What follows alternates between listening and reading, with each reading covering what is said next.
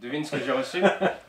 Tada! Wow. Après un mois de rédaction, les collaborateurs et auteurs ont reçu leur exemplaire du livre « Le référendum d'initiative citoyenne » expliqué à tous.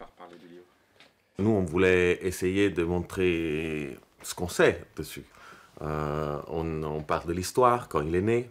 Il faut savoir qu'il est né au XIIIe siècle et qu'il est mis en place de façon institutionnelle aux États-Unis et en Suisse depuis le XIXe. Donc on a 100 ans d'expérience pour pouvoir évaluer comment ça se passe.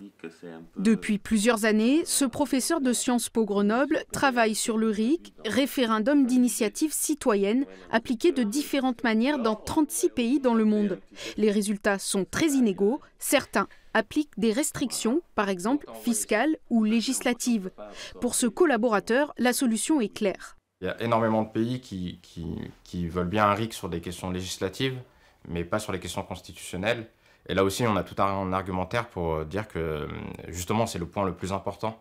Pour qu'un RIC fonctionne, il faut qu'il soit sur les questions constitutionnelles.